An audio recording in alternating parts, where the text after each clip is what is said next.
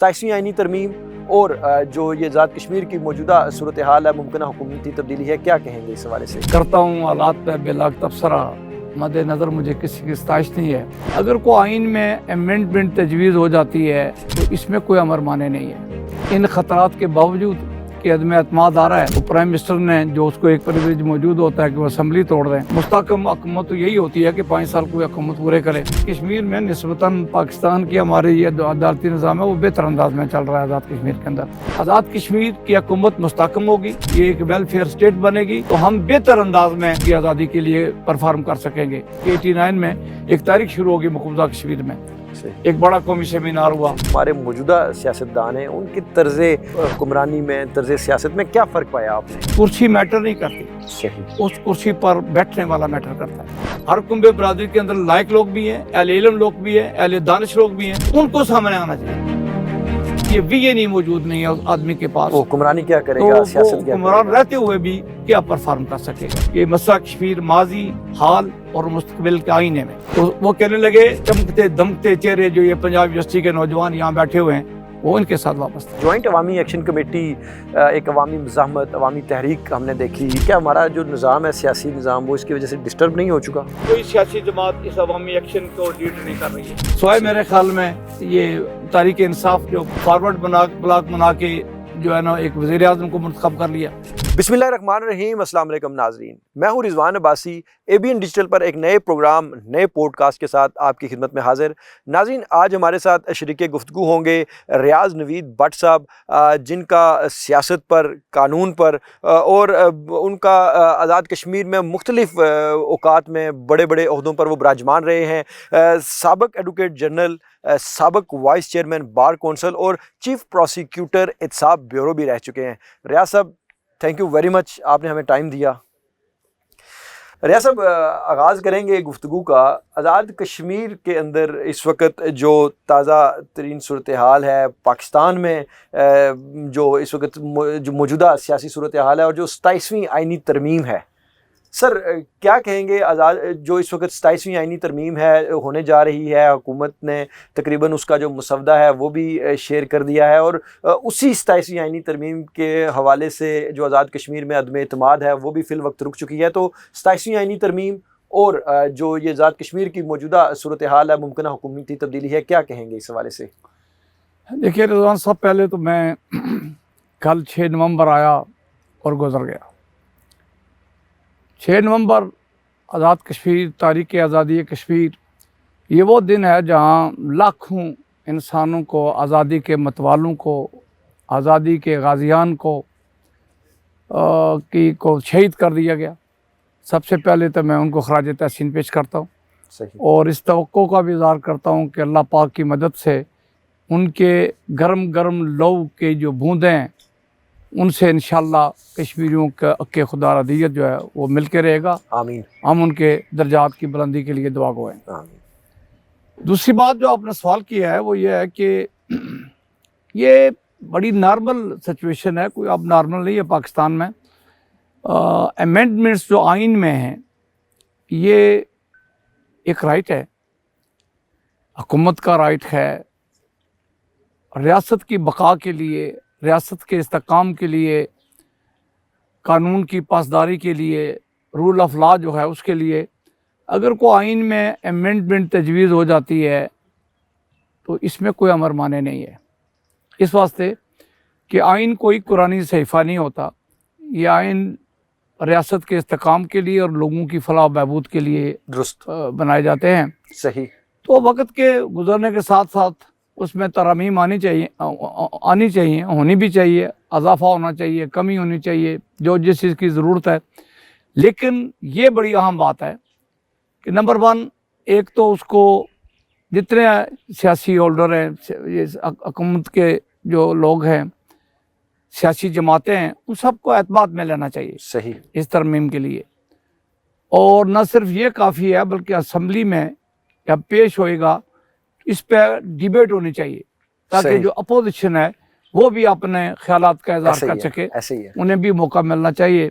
کہیں بند گلی میں یا خفیہ انداز میں ترمیم لانے کا کوئی فائدہ نہیں ہوتا، صحیح، بہتر یہی ہوتا ہے کہ اس میں जो मुंतखब नुमाइंदे हैं असम्बली के अंदर, सेनेट के अंदर, वो डिबेट वो करें, डिबेट करें, उस पर इज़हार ख्याल करें, बहस व तमीज़ करें, उसमें जो कमी कमज़ोरी है उसकी निशानदेही करें। तो मेरे ख्याल में ये हम जो इन 3-4 दिनों में हमने देखा है कि पाकिस्तान में MQM जो है वो प्राइम मिनिस्टर पाकिस्तान से मिली, इस्तेकाम पार्टी की भी मुलाकातें हुई, जमीयत उलमा इस्लाम को भी ऑन बोर्ड लेने की कोशिश की जा रही है, पीपल्स पार्टी से बात हुई, पीपल्स पार्टी ने अपना इजलास भी कराची में बुला रखा है और उसमें कुछ मेरे ख्याल में 243 जो ये अफवाज पाकिस्तान के हवाले से उनके सरबराह के हवाले से कोई जो तजावीज़ हैं उनसे तो उन्होंने इत्तफाक किया है, रात को कर दिया इत्तेफाक उन्होंने। हाँ उन्होंने इत्तफाक कर दिया। पीपल्स पार्टी की बड़ी जमात है असम्बली के ऐसा अंदर, ही है।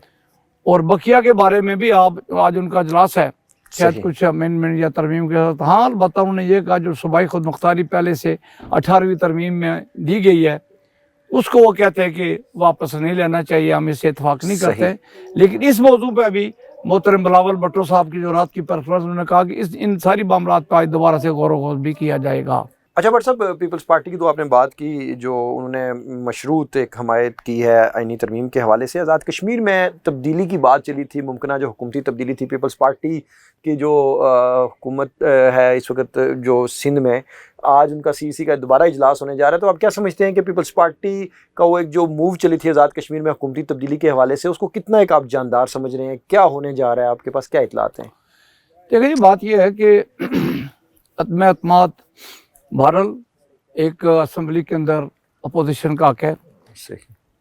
तो एक इलेक्टेड प्राइम मिनिस्टर इस वक्त आज़ाद कश्मीर के अंदर मौजूद हैं और बड़ी अहम बात यह है कि इन ख़तरात के बावजूद कि अदम एतमाद आ रहा है तो प्राइम मिनिस्टर ने जो उसको एक प्रिविलेज मौजूद होता है कि वो असम्बली तोड़ दें, तो आज़ाद कश्मीर के प्राइम मिनिस्टर ने ये कहा कि मैं असम्बली नहीं तोड़ूंगा। ये एक जायज़ बात है, दुरुस्त बात की जा सकती है, लेकिन नापसंदा फेल ठहरता है कि जी अगर आप ना खेडेंगे ना खेडन देंगे। हाँ वो गैर सियासी सा गैर सियासी सा एक्ट है, उस पर उन्होंने किया, उन्होंने कहा मैं फेस करूंगा इस बात को।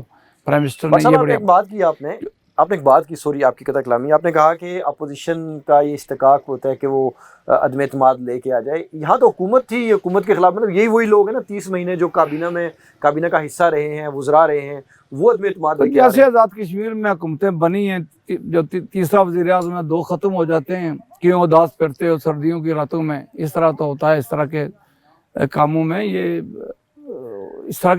ये कुछ तो होता रहता है। सही। मुस्तकम हुकूमत तो यही होती है कि 5 साल कोई हुकूमत पूरे करे, उसका प्राइम मिनिस्टर पूरे करे, वो परफॉर्म करे बेहतर अंदाज में। सही। और अगर नहीं परफॉर्म कर सकता, उसकी जमात परफॉर्म नहीं कर सकती, तो आने वाले आइंदा जो इलेक्शन हो, आवाम को ये मौका मिले कि वो अच्छे और बुरे में तमीज़ कर सकें। लेकिन चूँकि अनफॉर्चुनेट है, ये आज़ादी का बेस कैंप है खिता, इसमें बार बार हुकूमतों का जो है वो बदलना को ज़्यादा सूदमंद और रियासत के लिए बेहतर बात नहीं है। पीपल्स पार्टी के पास जैसे लगता है अददी बर्त तो उनके पास मौजूद है, 27 मेंबर्स के साथ वो बैठे हैं, मिल बैठे हैं। और आज़ाद कश्मीर में जो नून लीग के 9 मेरे ख्याल में मेंबर असम्बली में, वो उनके जो प्रेसिडेंट हैं और नून लीग की जो बाकायदा इजलास हुआ पार्लिमानी पार्टी का, उन्होंने फैसला कर लिया कि हम वोट तो देंगे जी इसमें एतमाद की शक्ल में। अब अगर 9 वो भी आ जाते हैं, 27 में 2-4 मिस भी हो जाते हैं, तब भी कहानी खत्म हो गई ना। सही। जब 35-36 ये बात तो है। अब वो पेश क्यों नहीं कर सके इसमें, ये बार इसमें मुख्तलिफ अफवाहें आज़ाद कश्मीर के अंदर कुछ रहते हैं, जो पाकिस्तान में अमेंडमेंट आ रही है उसके बाद ये एतमाद की तारीख आएगी, तो ये बात भी दुरुस्त समझी जा रही है। तो मेरा ये ख्याल है कि एतमाद की तारीख बहरहाल आ जाएगी, चूँकि जब किसी भी पार्टी के पास अब उसके हुकूमतें बदलने के बाद हुकूमत बदलने के लिए पार्लिमानी अरकान की तादाद मौजूद हो, तो मेरा नहीं ख्याल कि वो अदम एतमाद ना पेश करने का फैसला करेगी। सही। अच्छा रियाज साहब, आपने चूँकि आप माहिर कानून भी हैं, आपका जो बैकग्राउंड है, आप मुख्तलिफ जो बड़े ओहदों पे आप विराजमान रहे हैं वो कानून से ही रिलेटेड रहे हैं, تو سر یہ بتائیں کہ آزاد کشمیر کا جو جوڈیشری نظام ہے، جو عدالتی نظام ہے، اس پر عوام کو، لوگوں کو بڑے مسائل ہیں. ان کے جو ایک تو کیسز بڑے طویل ہوتے جا رہے ہیں، بڑے ہم نے دیکھا ہے کہ مختلف جو مسائل ان کو عدلیہ کے حوالے سے پیش آتے ہیں. تو آپ کیا یہ سمجھتے ہیں کہ آزاد کشمیر میں جو عدلیہ کا نظام ہے وہ بہتر ہو سکتا ہے مزید، یا آپ کے پاس آپ کیا کہیں گے اس حوالے سے کہ کس طریقے سے مزید بہتری لائی جا سکتی ہے عدلیہ کے نظام میں؟ دیکھیں جی، ابھی ہائی کورٹ میں 3-4 ججز باقی بچے ہیں 9 کی تعداد میں. ایک تو یہ ہے کہ ایک پروسیس ہے ہائی کورٹ کے اندر، جو ججوں کی کمی وہ پوری ہونی چاہیے. سپریم کورٹ کے ایک جج ریٹائر ہو چکے ہیں، وہ بھی 2 ہے آزاد کشمیر میں. وہ بھی جو ایک جج جس کی تعیناتی ایلیویشن ہونی ہے، وہ بھی ایک پروسیس ہے، اس کے تحت اس کو آنا ہے. آزاد کشمیر کے جو ہے نا، یہاں سے جاتا ہے کشمیر کونسل میں جاتی ہے فائل، وہاں سے نکلتی ہے. تو بہرحال امیڈیٹ ان کو جو خالی اسامیاں ہیں ہائی کورٹ میں بھی اور سپریم کورٹ میں وہ فلفل ہونی چاہیے، تاکہ جو بڑھتی ہوئی تعداد ہے کیسز کی، ظاہر ہے جسٹس صاحبان ہوں گے تو کیس سماعت ہوں گے. صحیح. اب کم جب جسٹس صاحبان ہو جاتے ہیں تو اس میں یہ پرابلم تو رہے گی کہ پھر کیسوں کی لسٹ لمبی ہو جاتی ہے. میرا خیال ہے کہ آزاد کشمیر میں نسبتاً پاکستان کی ہمارے یہ عدالتی نظام ہے وہ بہتر انداز میں چل رہا ہے آزاد کشمیر کے اندر. اچھا، چونکہ عوام کی بڑے اس پر شکایتیں بھی نظر آتی ہیں، ان کو بڑے مسائل بھی ہوتے ہیں ان کے کیسز کے نوٹسز کے حوالے سے، تو کیا وکلاء تنظیمیں اور جو بار کونسلز ہیں وہ، یا کوئی اس وقت تک جو آزاد کشمیر میں کوئی اس طرح کا ہم نے دیکھا نہیں کہ کسی تنظیم نے جو عدلیہ کے حوالے سے کوئی موو چلائی ہو، یا کوئی انہوں نے کوئی ان کے بہتری کے لیے، اصلاحات کے لیے کوئی کام کیا ہو؟ دیکھیں ایسا نہیں ہے، وقت فوقتاً یہاں بار کونسل ہے آزاد کشمیر کی، ایک جو ایکٹ کی پیداوار، ایک جو ہے نا آرگنائزیشن ہوتی ہے جو وکلاء کی باقاعدہ نمائندگی کر رہی ہے. وقت فوقتاً اس کے اجلاس بھی ہوتے رہتے ہیں، یاددانیاں بھی پیش کی جاتی رہتی ہیں.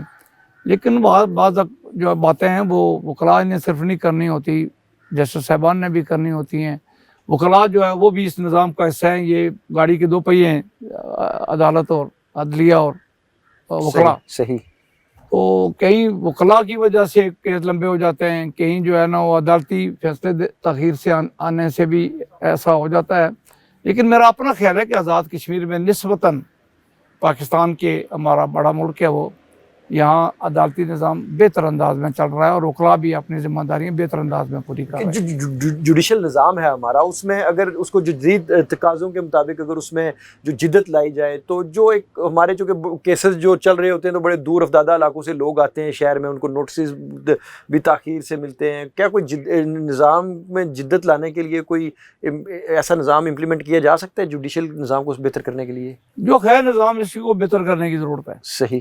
ٹھیک ہے، جو آئین میں جو عدلیہ ہماری آزاد عدلیہ ہے، غیر جانبدار سمجھا جاتا ہے عدلیہ کو. وکلاء جو ہے اگر اپنا ایکٹ اپان وہ اپنے فرائض منصبی بہتر انداز میں پورے کریں گے، تو جو نظام آزاد کشمیر کے اندر اس وقت موجود ہے، اسی کے اندر رہتے ہوئے اگر اپنی ذمہ داریاں پوری قوت کے ساتھ بھرپور انداز میں پوری کی جائیں تو اس نظام میں بہتری آ سکتی ہے. اچھا بٹ صاحب، یہ تو تھی کچھ قانون کے حوالے سے، آئین کے حوالے سے، چونکہ آپ ماہر قانون بھی ہیں اور آپ جن بڑی پوسٹوں پہ براجمان رہے ہیں اس حوالے سے. اب بات کریں گے سیاست کی. تو بٹ صاحب یہ بتائیں کہ آپ چونکہ آزاد کشمیر کی جو بڑی بڑی شخصیات گزر چکی ہیں، جن میں کے ایچ خورشید صاحب ہیں، مجاہد اول صاحب ہیں، سالار جمہوریت سردار سکندر حیات صاحب ہیں، اس کے علاوہ غازی ملت سردار ابراہیم، آپ ان کے ساتھ قریبی، آپ ان کے ساتھ رہ بھی چکے ہیں، قریبی تعلق بھی رہا ہے آپ کا. تو کیا کہیں گے آزاد کشمیر کی جو یہ تمام شخصیات ہیں، اور اپنا تھوڑا بیک گراؤنڈ بھی بتائیں کہ آپ سیاست میں کیسے آئے؟ دیکھیں رضوان صاحب، بات یہ ہے کہ کرتا ہوں حالات پہ بے لاگ تبصرہ، مد نظر مجھے کسی کی ستائش نہیں ہے. حقائق یہ ہیں کہ شخصیات میں انعطاف پذیری ہوئی ہے، حالانکہ اب ایجوکیشن ریٹ آزاد کشمیر کا تو بہت ہائی ہے. صحیح. تعلیمی ادارے، اچھے تعلیمی ادارے آ چکے ہیں، لیکن سردار ابراہیم، مجاہد اول، سردار عبدالحکیم خان، کے ایچ خورشید، مرحومہ مغفور، وہ پیدا نہیں ہو رہے. صحیح. ایک لیڈرشپ کی جو کوالٹی ہے، صحیح، میرا تو خیال یہ ہے کہ اب لیڈرشپ کوالٹی پر باقاعدہ فنکشن ہونے چاہیے، سیمینار ہونے چاہیے، اور قائدین کی بھی اور لیڈر جو اس وقت رائج الوقت میں ہیں، موجود ہیں، انہیں لیڈرشپ کوالٹی میں اضافہ کرنا ہوگا. اس لیے کہ یہ بیس کیمپ ہے आज़ाद कश्मीर का हमारे भाई मकबूजा कश्मीर में हमारा इंतज़ार कर रहे हैं, सही, कुर्बानियाँ वो दे रहे हैं, आज़ादी की जंग वहाँ जारी है। और आप देखते हैं कि भारत जो है ये मोदी सरकार वो हमें आज़ादी के मतवालों को किस अंदाज में वहाँ कुचला जा रहा है। 7 लाख 8 लाख फौज वहाँ इस वक्त बैठी हुई है और वहाँ हिंदू आबादी में इजाफा किया जा रहा है। वो जो आइनी शक्य थी जो कुछ थोड़ा बहुत रियासत को वहाँ देती थी वो उन्होंने ख़त्म कर दी भारत ने। तो हालात अच्छे नहीं हैं। आज़ाद कश्मीर की हुकूमत मुस्तकम होगी, आज़ाद कश्मीर की जो छोटी सी रियासत है अगर ये मुस्तकम होगी, ये एक वेलफेयर स्टेट बनेगी, तो हम बेहतर अंदाज में जो है वो मकबूजा कश्मीर की आज़ादी के लिए परफॉर्म कर सकेंगे। और अगर हम इक़्तिदार की जंगी लड़ते रहे, सही, एक आ रहा है दूसरा जा रहा है, तो चले इससे भी कोई फ़र्क नहीं पड़ता, जो आएगा वज़ीर आज़म ही होगा। लेकिन जो भी वज़ीर आज़म आए इस मुल्क में, जो चीफ एग्जीक्यूटिव बनता है, उसे तहरीक आज़ादी कश्मीर के लिए भरपूर अंदाज में काम करना चाहिए और आने वाली नस्ल की नज़रियाती और फ़िक्री तौर पर भी तरबियत का जो है ना इंतज़ाम होना चाहिए। वरना बेहंगम तरीके से जब लोगों के साथ बेहतर बिहेवियर नहीं होगा तो लोग सड़कों पर आते हैं। और आपने देखा पीछे ये जो हमारी ये एक्शन कमेटी थी, एक्शन कमेटी पे हम बात करेंगे। तो ये बताएं कि आप स्टूडेंट पॉलिटिक्स से आपने आगाज़ किया, मेरा चूंकि सवाल वही भी है। चलें, आपने ये मेरा चूंकि सवाल छेड़ दी है। मैंने स्टूडेंट यूनियन के कुछ ही इलेक्शन जीते उस ज़माने में, पुराने वक्तों में। मैं खरोटे कॉलेज में ज्वाइंट सेक्रेटरी, जनरल सेक्रेटरी, नायब सदर, फिर मैं मीरपुर कॉलेज में जो है वो बज़-ए-अदब का सेक्रेटरी जनरल रहा, फिर मैं कोटली कॉलेज में प्रेसिडेंट इलेक्ट हुआ, डिग्री कॉलेज कोटली में। और नवीद सर वो पर्चा भी हमने निकाला जो आज तक वो मजल्ला वहाँ निकल रहा है, उसका मैं एडिटर था पहला। मैंने जंग लंदन में जॉब भी किया। तो एक जो वाक़या है वो मैं ज़रूर आपके नज़र करना चाहता हूँ कि 84 में मुझे अजय सरदार अब्दुल करीम खान साहब तशरीफ़ लेके लाहौर रिवाज गार्डन ठहरे हुए थे। मैं कश्मीर स्टूडेंट कौंसिल का सेक्रेटरी जनरल था, जो कश्मीरी तलबा की पंजाब यूनिवर्सिटी में नुमाइंदगी कर रही थी, और एक हमारे कियानी साहब भाई थे जाहिद कियानी पुंछ के, वो उसके प्रेसिडेंट थे। तो मुजाहिद ने मुझे कहा कि एक सेमिनार होना चाहिए पंजाब यूनिवर्सिटी के जो कश्मीर स्टूडेंट कोर्स के ज़ेर एहतमाम फ्लैटीज़ होटल में हमने वो सेमिनार रखा। और उसका टाइटल ये था कि पाकिस्तान के दिल लाहौर में मसला कश्मीर पर पहला कौमी मुज़ाकरा। उसमें हमने जो है वो जो उसके मुकर्रीन थे, हमने कार्ड भी छापा, यही उस पर लिखा।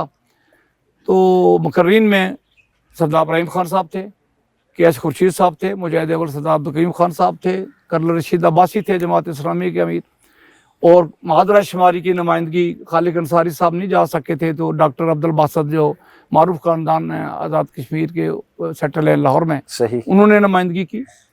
और उसके सामईन में हम पाकिस्तान के जो है जंग के अखबार के मालिक खलीलुर रहमान साहब तशरीफ़ फरमा रखते थे सामईन में। तो मीर साहब भी थे ये जंग के, शकील रहमान भी थे, मजीद नज़ामी साहब थे नवाए वक्त के उस वक्त में, मुस्तफ़ा साहब थे, वफाक अखबार एक निकलता था उसके।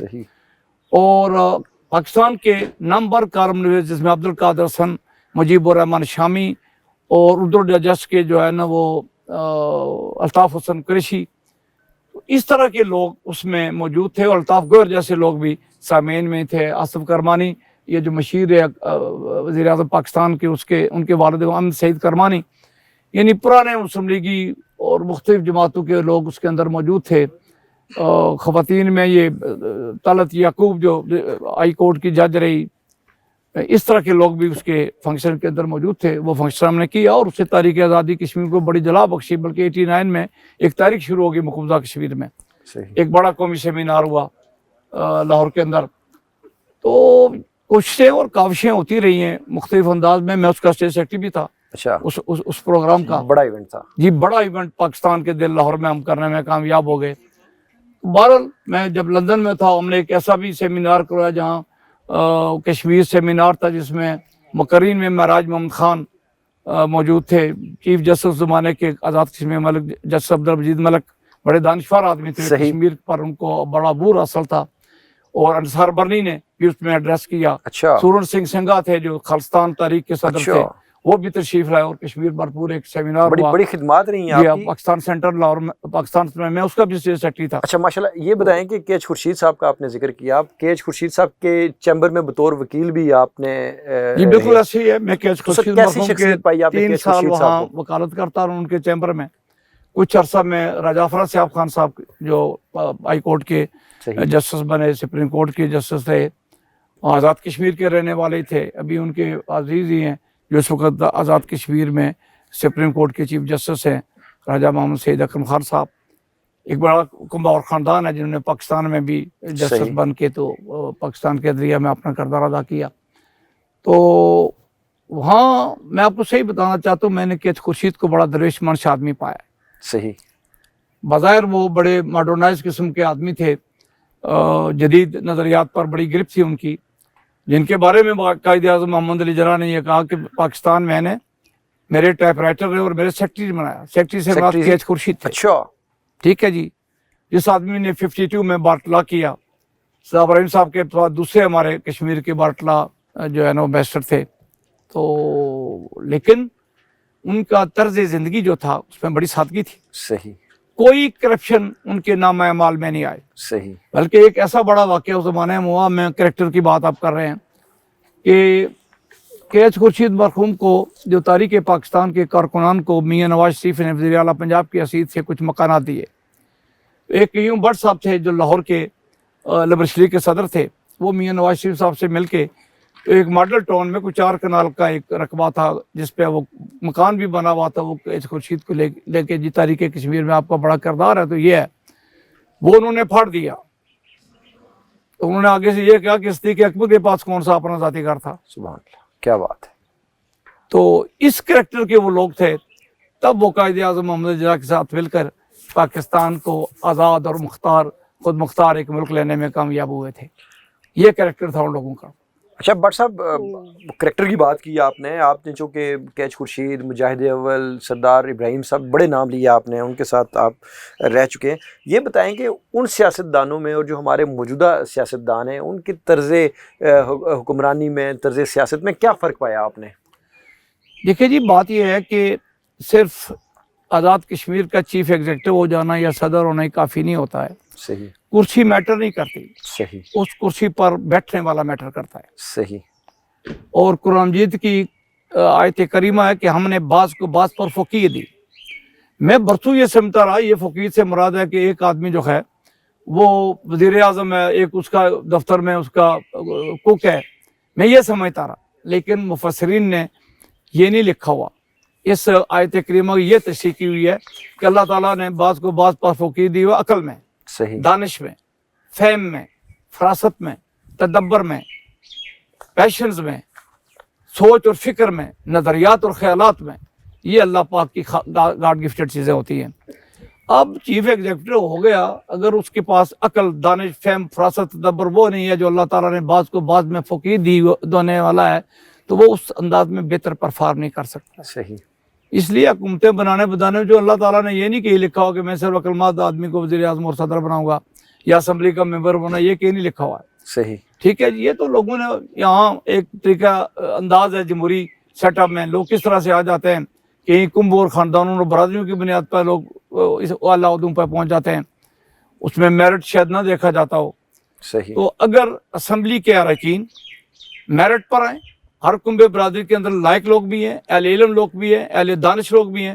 اگر برادروں کی بنیاد پر ہی آزاد کشمیر میں حکومتیں بننی ہیں تو ان میں جو اہل لوگ ہیں، اچھے لوگ ہیں، ان کو سامنے آنا چاہیے. ان کو سامنے آنا چاہیے، ان کو لانا چاہیے، تاکہ وہ اسمبلی کے اندر بیٹھ کے مطلب انہیں یہ پتا ہو کہ آئین کیا ہوتا ہے، اسمبلی کیا ہوتی ہے، پوائنٹ آف آرڈر کیا ہوتا ہے، قانون سازی کیا ہوتی ہے، اس کے اندر ہم نے تجاویز کیا دینی ہے، کس طرح سے ہم نے تاریخ آزادی کشمیر جو ہم پر قرض ہے، آزاد کشمیر میں اسمبلی پر وہ قرض ہے، صحیح، اس قرض کو ہم نے کیسے چکانا ہے، وہاں کی ماں بہن کی بیٹی اور عزت کو ہم نے کیسے محفوظ کرنا ہے. تو اگر یہ استدلال ہی کسی کے پاس نہیں ہے، یہ وی نہیں موجود نہیں ہے اس آدمی کے پاس، وہ حکمرانی کیا کرے تو گا، وہ سیاست کیا حکمران کرے گا. رہتے ہوئے بھی کیا پرفارم کر سکے گا. بٹ صاحب اس لیے میرے بھائی میرٹ پر یہ سیاستدان بنیں گے تو کام تب چل سکے گا. بٹ صاحب یہ بتائیں کہ ان بڑی شخصیات کے ساتھ آپ رہے ہیں تو کوئی دلچسپ واقعہ جو آپ ہمارے جو ناظرین کو بتانا چاہیں کیچ خورشید صاحب کے ساتھ یا مجاہد اول کے ساتھ یا سردار سکندر حیات جو کہ بڑے نام ہیں. یہ میں اختصار سے بات کر دیتا ہوں. اختصار میں یہ ہوا کہ وہ ہمارا جو فلیٹیز ہوٹل کا سیمینار تھا اس میں 3 جو مقررین بڑے مقررین میں سے یہ تھے تو ان کی ایک دوسرے کو برداشت کرنے کی حالت یہ تھی جب وہ اسٹیج پر بیٹھے ہوئے تھے تو ان تینوں نے فیصلہ کیا جی کہ چونکہ اس فلیٹیز ہوٹل میں یہ سیمینار کرانے میں سردار عبدالقیوم صاحب نے زیادہ دلچسپی لی ہے لہذا آخری تقریر ان کی کل میں نے پوچھا ان سے. اچھا تو سردار ابراہیم صاحب جو ہے انہوں نے مجھے کہا جی کہ بچے وہ اس طرح سے بات کرتے تھے بچے یہ قیوم خان آخری بات کریں گے. اچھا یہی فکرہ بھی تھا. میں انورٹڈ کاما میں یہ بات کر رہا ہوں قیوم خان بات کریں گے. میں جی ٹھیک ہے. تو حفظ مراتب کے تحت ڈاکٹر باسط نے پہلی سپیچ کی پھر رشید عباس صاحب نے کی. اس کے بعد ہم نے جو ہے وہ میں نے کیچ خورشید صاحب کو بلایا. اب کیچ خورشید صاحب کہتے ہیں جی یہ جو سبجیکٹ میٹر ہے جو یہ عنوان ہے اس کا سیمینار کا وہ یہ تھا کہ مسئلہ کشمیر ماضی حال اور مستقبل کے آئینے میں. تو وہ کہنے لگے کہ مسئلہ کشمیر کا جو ماضی ہے وہ سردار ابراہیم خان صاحب کے ساتھ وابستہ ہے اور مسئلہ کشمیر کا حال مجاہد اول سردار عبدالقیوم خان کے ساتھ وابستہ ہے اور اس کا جو فیوچر ہے مستقبل ہے وہ یہ چمکتے دمکتے چہرے جو یہ پنجاب یونیورسٹی کے نوجوان یہاں بیٹھے ہوئے ہیں وہ ان کے ساتھ وابستہ ہے. یہ بات انہوں نے کہی. اچھا تو یہ لوگ تھے جو اس طرح سے جو ہے نا ان کے اندر حوصلہ تھا برداشت تھی ان کے ذہنوں میں کوئی تکبر و غرور نام کی چیز نہیں ہوتی تھی. وہ اپنے ساتھی دوستوں کو سیاسی اختلاف موجود ہوئے بھی ایک دوسرے کی عزت کا احترام کا خیال رکھتے تھے. اب وہ کلچر جو ہے وہ ختم ہوتا جا رہا ہے. وہ رواداری ہم نے دیکھی ہے وہ رواداری وہ احترام انسانیت وہ مفقود ہوتا چلا جا رہا ہے. ایسے ہی ہے. اب تو اب گالی گلوچ کا کلچر سٹارٹ ہو گیا سیاست کے اندر. وہ جو رواداری تھی دوڑ کا ایک معروف طریقہ ہے کہ آپ اپنی صلاحیتوں کی بنیاد پر ٹیلنٹ کی بنیاد پر اپنی جماعتی اور نظریاتی وابستگی کی بنیاد پر دوڑ سے آگے نکل جائیں. صحیح. ہم یہ کرنا شروع ہو گئے ہیں کہ خود اگر دوڑ نہیں سکتے تو اڈا ماریں گے. صحیح ہے. ہم نے دوسرے بندے کو گرانا ہے نہ ہم دوڑتے ہیں اور نہ دوڑنے دیں گے. درست. یہ روایت درست نہیں ہے. اچھا بٹ صاحب اب ہم موجودہ صورتحال ہے جو اس پر بات کریں گے. جوائنٹ عوامی ایکشن کمیٹی ایک عوامی مزاحمت عوامی تحریک ہم نے دیکھی جو گزشتہ 1.5-2 سال سے نظر آ رہی ہے. سر کیا سمجھتے ہیں یہ آپ کی نظر میں کیسے بنی؟ کیا اس کے محرکات ہیں؟ کیا وجوہات ہیں؟ کیا ہمارا جو نظام ہے سیاسی نظام وہ اس کی وجہ سے ڈسٹرب نہیں ہو چکا؟ دیکھیں بات یہ ہے کہ کہیں رضوان صاحب سیاسی جماعتوں کا کمزور تو ہوئی لیکن اب کوئی سیاسی جماعت اس عوامی ایکشن کو لیڈ نہیں کر رہی ہے سوائے میرے خیال میں یہ تحریک انصاف جو سکڑی ہوئی اب جماعت آزاد کشمیر کے سکڑنے سے مراد میری ہے کہ اسی کے اسمبلی ممبران نے فارورڈ بلاک بنا کے جو ہے نا ایک وزیر اعظم کو منتخب کر لیا اور اس کے ساتھ جو اسمبلی ممبر اسی کے جو بنے ہوئے تھے وہ آپ اس کے ساتھ موجود نہیں ہیں. میری مراد سکڑنے سے یہ ہے. میری مراد یہ نہیں ہے کہ ان کا پبلک کے اندر کوئی جو ہے نا انفلوئنس نہیں رہا. ہاں یہ بات میں نہیں کہنا چاہ رہا. میں کسی جماعت کے خلاف بات نہیں کر رہا. میں تو ایک جو غیر جانبدار تبصرے کا آدمی ہوں. لیکن سیاسی جماعتوں سے لوگوں کا بہرحال اعتماد کم ہوا. صحیح. اور کوئی بڑی سیاسی جماعت نون لیگ ہے یہاں آزاد کشمیر کے اندر 9 اسمبلی ممبر ہیں اس کے. پیپلز پارٹی تو آپ خیر 27 پر پہنچی ہے لیکن اس وقت بھی اس کے 14 اراکین موجود تھے 15.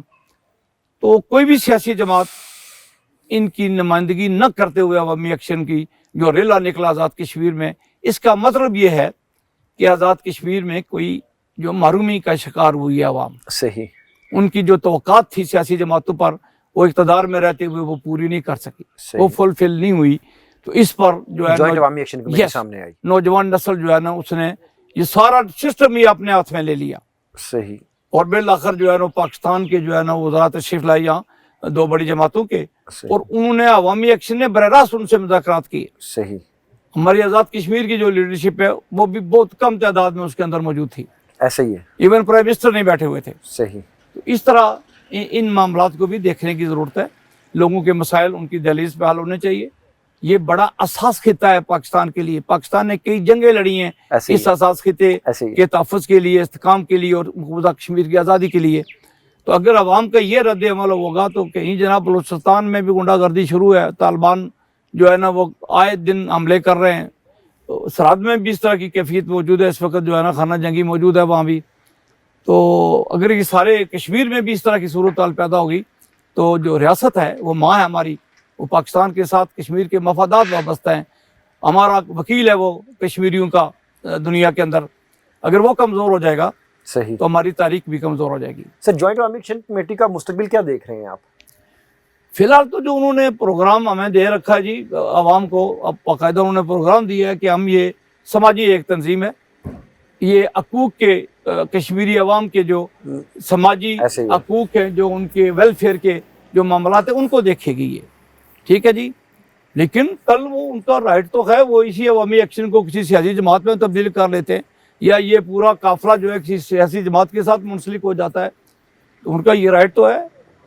तो यानी हर फंडामेंटल आदमी का ये राइट है कि वो सियासत करे। हर फंडामेंटल आदमी का उस राइट है आज़ाद कश्मीर के रिहायशी का, वासी का, कि वो सियासी जमात बनाए, वो इलेक्शन लड़े, वो असम्बली के अंदर पहुँचे। अब उनको बैन तो नहीं किया जा सकता इन मामलात में, लेकिन मेरा इस वक्त ये ख्याल ये है कि उनके पास एक भरपूर जो है ना आज़ाद कश्मीर की अवामियत मौजूद है और एक अजीम मौजूद है। अब देखें कि रावला कोट को देख लें, वहाँ चूँकि हमारे जो आज़ाद कश्मीर का जो मेरा एनालिसिस है वो भिम्बर, मीरपुर और कोटली, वहाँ लोग बरतानिया चले गए ज़्यादा आसूदा है। सही। लेकिन जो वहाँ काफिला जब रावला कोट बैठा तो वो होटल जो है ना वो अपने दरवाजे खोल देता है उनके खाने के लिए। ऐसे ही है। लोग अपने घरों से आटा लेके तो होटलों में देना शुरू हो जाते हैं कि ये पकाएं और ये जो हमारा काफिला है। पजीराई तो बहुत मिली ना। ये बताएं भट्ट साहब, आप क्या देख रहे हैं अगर जॉइंट अवामी एक्शन कमेटी सियासत का अमली सियासत में आने का ऐलान कर देती है, इलेक्शन में आना का भी ऐलान कर देती है, तो ये बताएं कि वो हमारे मौजूदा जो रवायती सियासतदान हैं उनके लिए कितनी मुश्किलात खड़ी कर सकती है? ये मुश्किलात तो पैदा कर सकती है, ये तो बात है, एक बड़ा प्रेशर ग्रुप। लेकिन ये दुनिया भर में जो सियासत है रिजवान साहब, वो प्रेशर ग्रुप से चलती है। सही। पाकिस्तान में हम जब देखते हैं कई मीडिया स्पेशल ग्रुप है, कहीं को एस्टेब्लिशमेंट प्रेशर ग्रुप है, कहीं सिविल ब्यूरोक्रेसी प्रेशर ग्रुप है हुकूमतें बनाने में, कहीं जागीरदार प्रेशर ग्रुप है, कहीं सनतकार प्रेशर ग्रुप है बनाने में के लिए, कहीं इन्वेस्टर है कि वो हुकूमतों पे सियासी जमातों पे इन्वेस्टमेंट कर देते हैं। जब वो बरसर इक़्तिदार आती हैं तो फिर वो अपने सरमाए में इजाफा करने के लिए कोशिशें करते हैं। उनका ना पाकिस्तान के साथ ताल्लुक होता है, ना रियासत के साथ ताल्लुक है, ना किसी सियासी जमात के साथ उनका ताल्लुक होता है। वो सिर्फ अपने मफादात के लिए सियासत करते हैं और उनको हम इन्वेस्टर्स कहते हैं। और इन्वेस्टर जो है ना इतनी खुली दौलत है उनके पास इस मुल्क में, चूँकि दौलत की गैर मुसाफियाना और गैर मुनसफाना तकसीम मौजूद है पिछले 77 ईयर से। एक आदमी खरपति हो जाता है और एक मुतवस्सित तबके का आदमी जो है ना वो अपने घर के जो मामूली अखराजात हैं उनको भी मीट करने से आ रहा है। ये इस मुल्क के अंदर सरमायादाराना निज़ाम हुकूमत है बेसिकली, जिसको बदलने की ज़रूरत है। इस वास्ते जो बात आप कह रहे हैं वो ये है कि जो रिवायती सियासतदान है, अगर इस तरह का कोई प्रेशर ग्रुप डेवलप हो जाता है अवामी, तो वो मुश्किलात पैदा कर सकता है। अच्छा भट्ट साहब, आप चीफ प्रोसिक्यूटर रहे हैं एहतसाब ब्यूरो के आज़ाद कश्मीर में। आज़ाद कश्मीर में जो एहतसाब का निज़ाम है उसको आप किस नज़र से देखते हैं? देखिए जी, निज़ाम ये जो है आज़ाद कश्मीर में एहतसाब का, ये एक स्टेज पे एहतसाब एक्ट जब बना था इसमें बड़ी जान थी। सही। ठीक है जी, ये बात दुरुस्त है कि मुझे आज़ाद कश्मीर में तो ज़्यादा नहीं है इस तरह हुआ। पाकिस्तान में तो हम देखते हैं एहतसाब ब्यूरो जो है वो कोई भी सियासी जमात उसको हथियार बना लेती है अपोजिशन के जो लोग होते हैं उनके खिलाफ। सही। जब दूसरी बरसर इक़्तिदार आती है तो वो पहले वालों का वो हक जो है ना जो उन्होंने कर्ज चढ़ा होता है उसको, ये बात दुरुस्त नहीं है।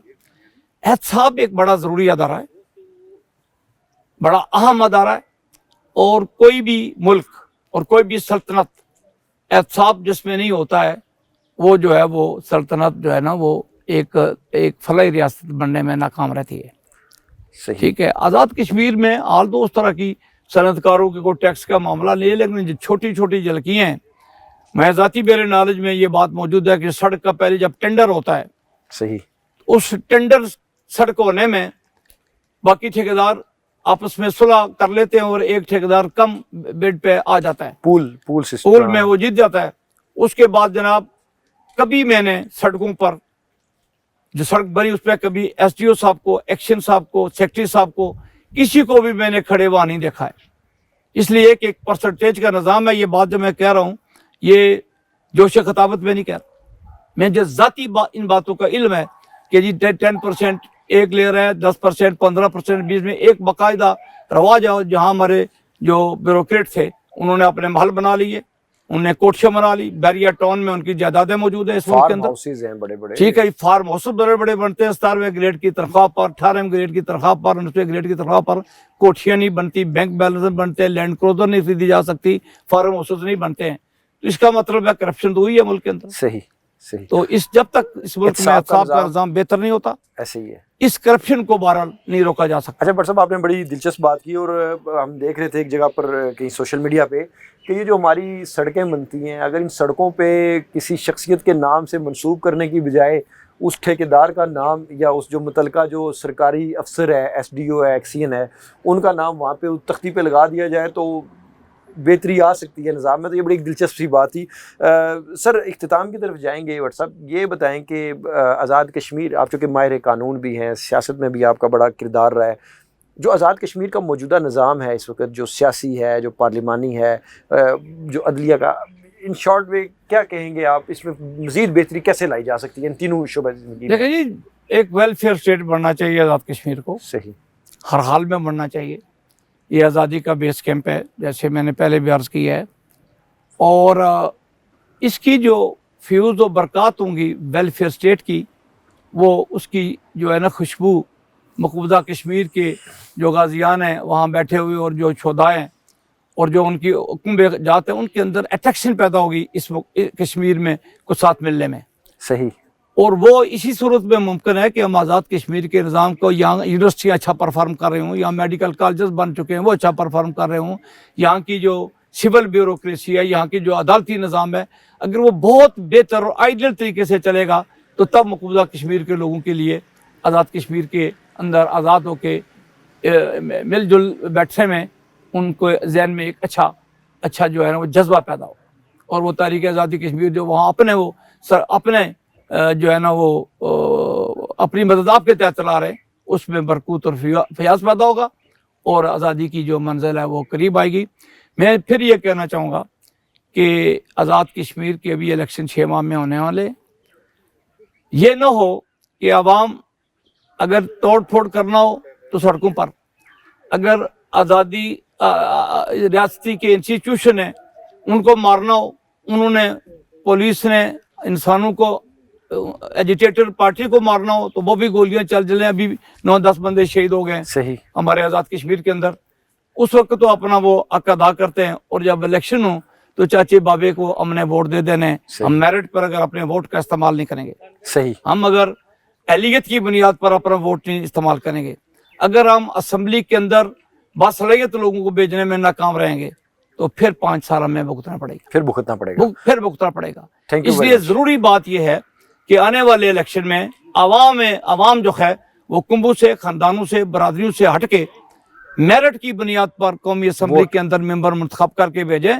और फोरम वही होता है जिसने आज़ादी के लिए भी काम करना है, जिसने रियासत के वेलफेयर जो स्टेट के लिए भी काम करना है। और जो बुनियादी जमहूरियत जो हमारी अभी आई है, किसी प्राइम मिनिस्टर ने अच्छा काम किया, वो उनको अब जो है ना वो हकूक भी मिलने चाहिए। ऐसे ही है, उनके फ़राइज़ भी उनको सौंपे जाएं और उन पे एतमाद भी किया जाए, बेशक। और ये जो फंड है, ये छोटे छोटे जो लोकल गवर्नमेंट, वो उन लोगों के हवाले किए जाएं, क्योंकि वो महल्ले में रहते हुए अगर सड़ के पैसे खा जाएंगे तो लोग उनका पीछा करेंगे। दुरुस्त, ठीक है जी। ये जो ऊपर से जो जिन लोगों का काम है कानून साजी करना, वो फंड तकसीम कर रहे हैं, ऐसे ही है, और जिनको काम है फंड तकसीम करना, वो उसमें मुअत्तल बने हुए हैं, ऐसे ही है। तो इसको भी दो अमली को ख़त्म करना चाहिए, और इन जो बुनियादी हकूक लोगों के हैं वो उनको इस तरीके से भी मिल सकते हैं कि जो नए लोग मुंतखब हैं उन पर एतमाद किया जाए। भट्ट साहब बहुत बहुत शुक्रिया, आपने हमें वक्त दिया। नाज़रीन, रियाज़ नवीद भट्ट साहब की आपने गुफ्तगू सुनी, यकीनन बड़ी ज़बरदस्त, दिलचस्प और बड़ी इन्फॉर्मेटिव गुफ्तगू थी। मुझे यानी रिज़वान अब्बासी को अगले प्रोग्राम तक के लिए इजाज़त दें। अल्लाह हाफ़िज़।